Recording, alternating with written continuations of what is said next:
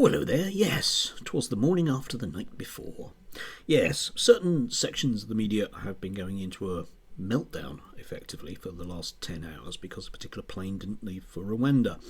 Other people are sort of kind of pleased about that. However, I'm not. I think this is something of a Pyrrhic victory.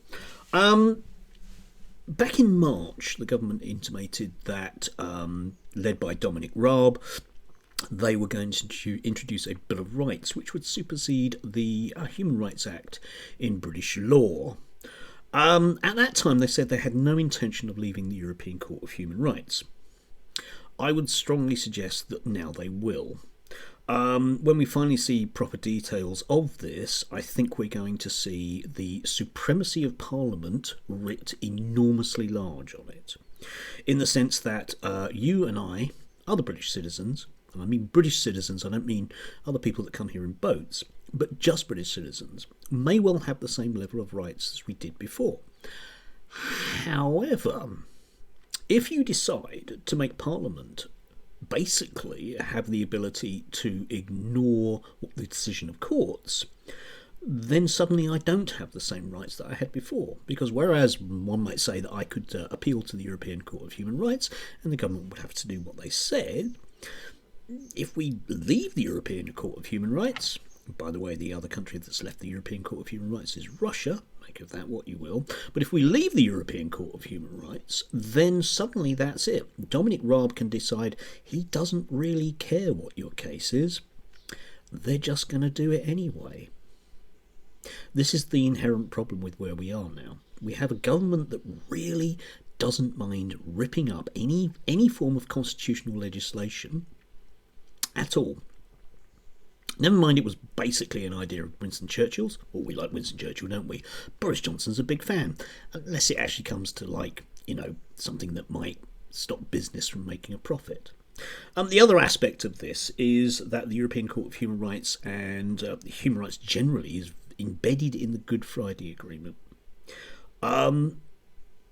If you think that won't cause problems in Northern Ireland, I think you're being a little bit naive. There will be enormous problems with this.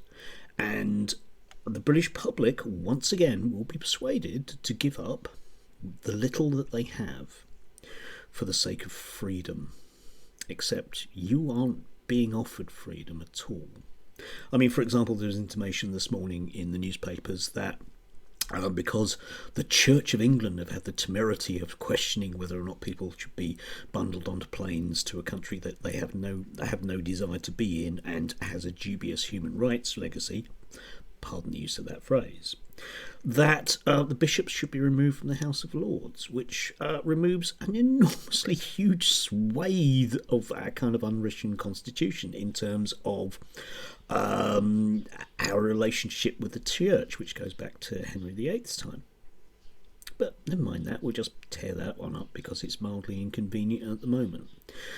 People who call themselves conservative at the moment, for the most part, are quite happy to tear to shreds anything if it stands in their way. And there are words for government like that. But democracy isn't one of them.